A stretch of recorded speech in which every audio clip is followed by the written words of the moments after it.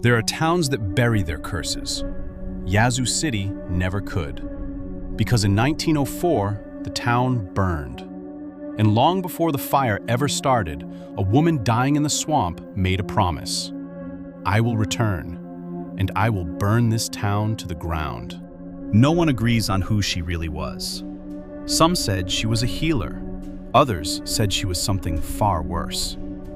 She lived alone in the swamps south of Yazoo City, deep in the mud, reeds, and black water. Locals claimed she lured fishermen into the marsh.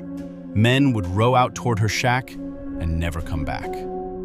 Then bodies started appearing. The sheriff decided it had gone far enough.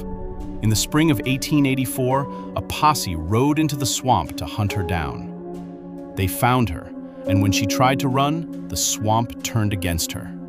She sank into the mud, inch by inch, screaming, cursing, clawing at the earth. And before the marsh swallowed her completely, she looked back at the men chasing her and said, "In 20 years, I will return for Yazoo." And then, life moved on. The shack rotted away, the swamp stayed quiet. And the story became just another warning told to children. A ghost story, a swamp tale, a lie people laughed at after dark.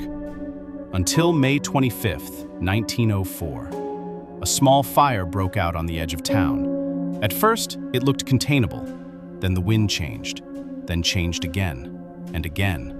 Witnesses said the fire moved unnaturally, jumping streets, skipping gaps, turning when it shouldn't, almost as if something was steering it, straight through Yazoo City. By the time it ended, more than 200 buildings were gone. Homes, shops, churches, entire streets reduced to blackened timber and ash. A third of the town was erased in a single day. No one could fully explain how it spread so fast. No one could explain why it moved the way it did. But older residents remembered the swamp, and they remembered her final words. So after the smoke cleared, some of them went to her grave, and what they found there made even the skeptics stop talking.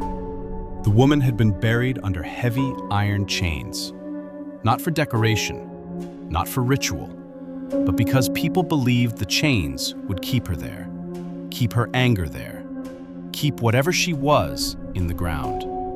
But after the fire, the chains were broken, not rusted apart, not pried open, broken, as if something underneath had forced its way upward, link by link.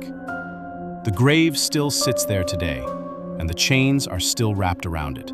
Because in Yazoo City, some people believe the fire was never the end of the curse, only proof that she kept her promise. Yazoo City rebuilt. People moved on. New buildings replaced the old ashes. But every year on May 25th, the anniversary of the fire, flowers appear on the witch's grave. No one admits leaving them. No one claims to know who does. And maybe that's the most unsettling part of all, because some legends survive not because they're true, but because no one has ever been able to prove they aren't.